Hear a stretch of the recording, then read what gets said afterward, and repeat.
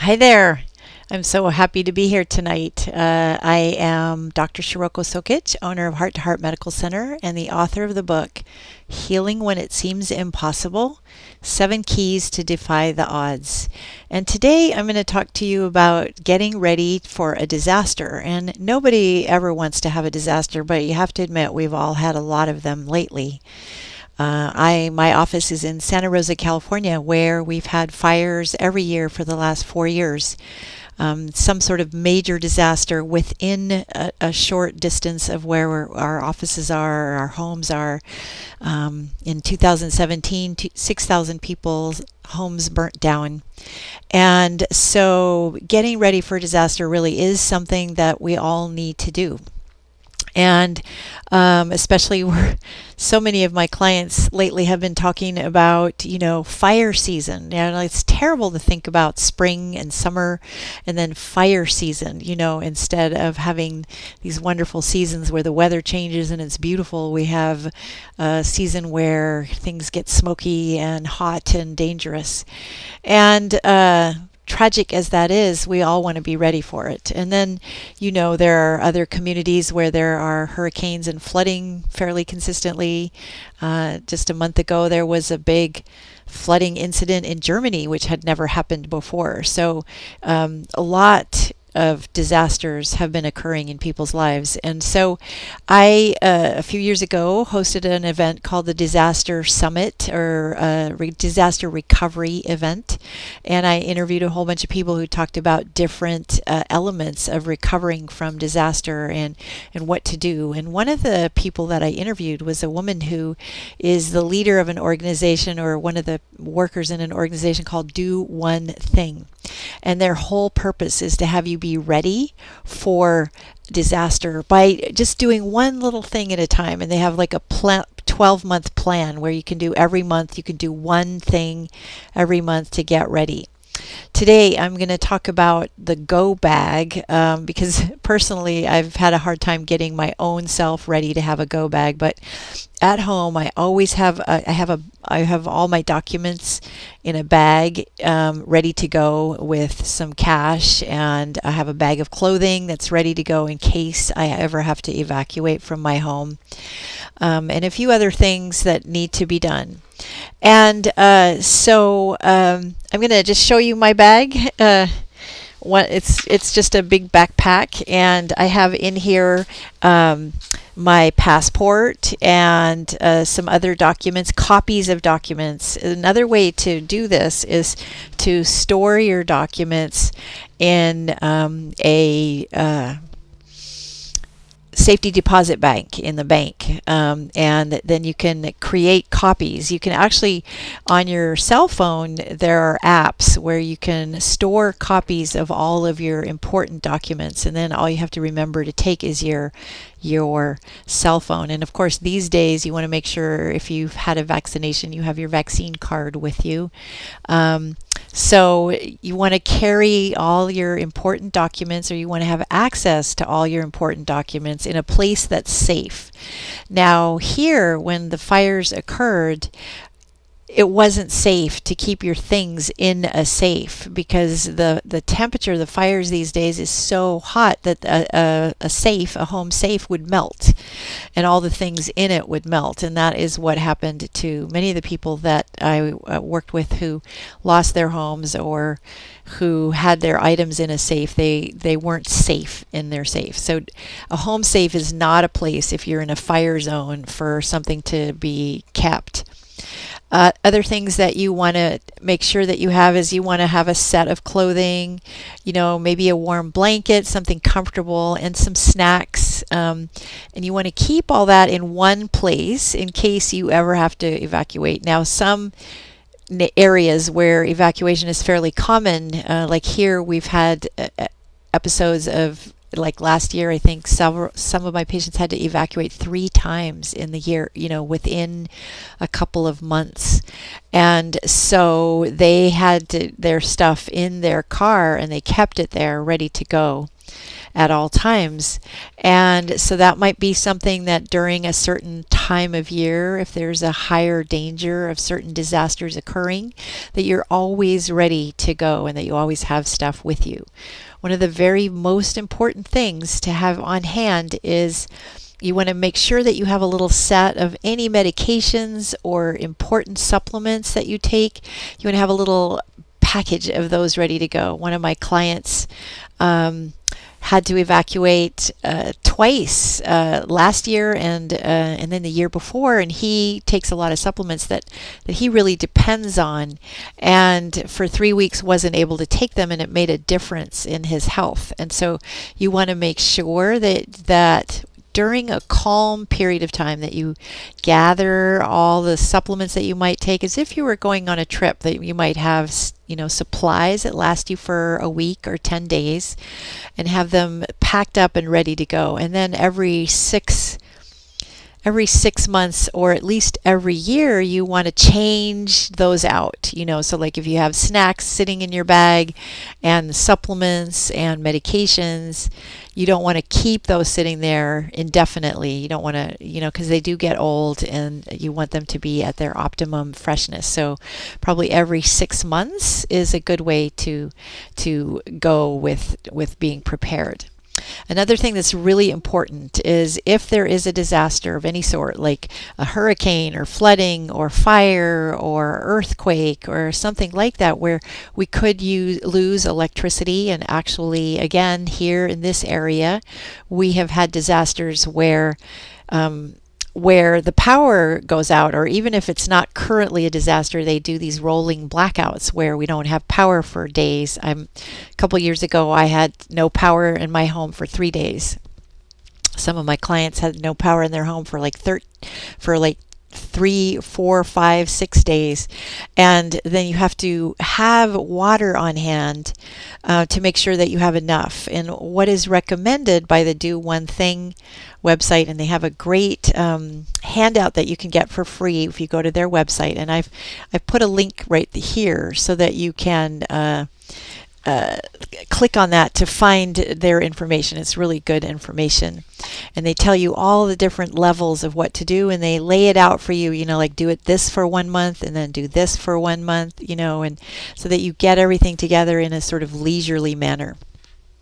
Also, if you live if your bedroom is upstairs in a house where possibly, what if fire or flooding happened on the lower floors? So you might want to have access to some kind of device for getting out of the house from the windows of your bedroom. So you want to have like a rope ladder or something, or a rope on hand, so that if you needed it, you could just scroll, get out of the house safely without having to go through dangerous territory, or if your house was on fire. And you want to have these things in mind. Now, sometimes, like if the power goes out for several days, if you have a generator, that's one way to handle it. Another way is to one of the things is, when your power goes out, is that the things in your freezer could melt. And one of the ways to, like what I did during that time when my power was out for 3 days, was they tell you to pack your freezer full. And so the fuller it is, the less likely everything is to melt. And then you can put ice packs in there and cover everything with ice packs so that and then don't open it. Don't open it for those days. And then as far as whatever's in your refrigerator, of course, that's harder to keep safe unless you have a cooler and have ice packs for that. Another thing to keep in mind is to keep your car full with gasoline, so at least not always running on empty. You want to kind of, if you're driving a lot or you're in an area where disasters are fairly common, you want to make sure that your car is well gasolined. Another thing is that if you have a family or close friends or people that it's really important that you communicate. If you come into a situation where, let's say, your children are at school and you're at work and maybe nobody's home, that you have a plan in case there's such a thing as an earthquake or a way where it's hard, where you can't get home when you need to. So you want to have a plan of where to meet. And like let's say you have several ideas. Let's say that something happens here in your area in Santa Rosa, or that's where my office is, or someplace near where you work, but then nothing's happening where you live. That you have a plan that okay, we'll all meet at home. Or if you find that the area that you live in is you can't really be there, then you want to have a plan to, let's say, meet 20-30 miles away, or so like you have a whole bunch of different ideas of places where you might gather if you needed to. So that's something you want to discuss with your neighbors and your friends and your family members. Like another thing that they talk about in Do One Thing is that if your whole community, like, so if you live in a certain neighborhood, and because when the fires happened here, nobody had any warning. So it happened in the middle of the night, and sometimes neighbors let each other know that there was fire because there was no warning. But sometimes one family that I knew, they got a call from their friends in Italy and said, hey, Santa Rosa's on fire and it looks like your neighborhood is close to where the fires are. You maybe should look at the news, and it turned out that they had to get out of their house really quickly. And so whatever your warning mechanism is, you have a plan in place in order for you to get out of the neighborhood, or talk to your neighbors and make sure that you all agree about how you get out of the neighborhood. Another thing that happened when the fires happened here was that people couldn't, had a hard time getting out of their neighborhoods because there were so many cars leaving at the same time. So in my neighborhood, it would be hard because it's kind of a little cul-de-sac, and so you'd have to get all of the people from the front of the cul-de-sac get out first, and then out through the back of the cul-de-sac. You can't get out that way, so you'd have to all have a plan for going out in the same direction. You can contact your fire department, and they do presentations on how to turn off your water and how to turn off your gas, things like that, in case you have to. Again, sometimes those things happen too quickly and you can't get to it, but that would be of value. And I think I briefly mentioned water, but I want to mention water again. It's said that you need a gallon of water per day per person. And if you are planning sort of to have a go bag, or an evacuation bag, or things in your car for evacuation, you want to have 3 gallons, 3-day supply of food, clothing, and water on hand, so that you can have everything that you need, because within 3 days you'd probably be able to get to some place where you'd get some other supplies if you could. So that would be the idea, is to have 3 gallons of water per person. And you could have that on hand. You could put it in one place, like you could gather have all the things that you need to have for your disaster and have it be in one place. And then if a disaster comes along really quickly, that you can throw it in your car. Now, again, in our area, a lot of my patients who've been through evacuations many times now have actually they've packed their cars already, and they have, their water and their clothing and their go bag, and they keep it all there. If you have clean tap water, you can just fill jugs of water and have them on hand, and then every 6 months just change them out, so like you can have a kind of a rotation schedule for your water.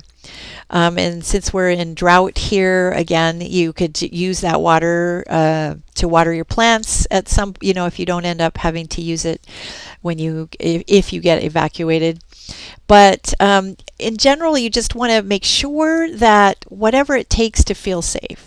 So many of my clients and so many people in this community have been experiencing PTSD as a result of having gone through, mass evacuations and having lost their homes and going through the rebuilding process. And a lot of times after you've gone through something like that, initially you're just busy taking care of things and making sure that your home is rebuilt and all the things that need to be done are done, and then you seem to be fine. And then after all of those things are taken care of and all of your living situation is taken care of, then you start to experience the PTSD, or the post-traumatic stress element.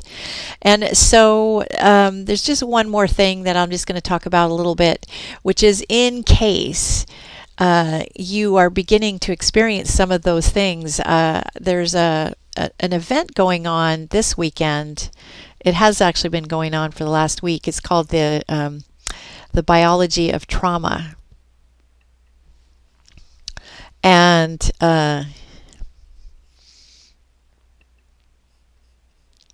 let's see. I'm going to put it here. Oh, goodness. Well, I'll put it here later as a link for you to look at, because it's a free event and it talks about all the different ways that trauma impacts our biology and it impacts our bodies and what we can do in order to heal. And there are so many things that we can do to heal, and so many ways in which we can take care of each other and support each other in these difficult times. There's been so many difficult events happening on our planet and in our communities, and even with COVID in the last year and a half, that what I want to encourage you to do is do your very best to take good care of yourself and your family, and make sure that you feel safe. Wherever you are, whatever you do, make sure you feel safe. And one of the ways to feel safe is to be prepared for an event that could be difficult or challenging. And so having a go bag and having a plan in place in case there is a disaster is the best way for you to feel safe if such a thing is to occur. And you know, I'm a person who has not in previous times been prepared for very much, but through these last couple of years I've learned to have a bag. It's several different bags actually of different things ready to go in case such a thing occurs again. Oh, one more thing in terms of the go bag. You want important documents, any medications and supplements, you want them all packaged up as a certain number, I'd say at least a week's supply if you have medications or supplements. And you want to pack up cash. You want to make sure you have cash, because during the deepest times of the fires that we had here, there was no credit card machines because there was no electricity, and so people had to pay for cash, and they couldn't even get water sometimes. So having some water on hand, having cash in your bag, and to make sure that in case you need it, you have something to exchange for foods and services if you need to. All right, well, if there's any questions, please feel free to comment here in the sidebar. And thank you so much for being here tonight. I'm really looking forward to chatting with you again. All right, you have a good evening. Take care.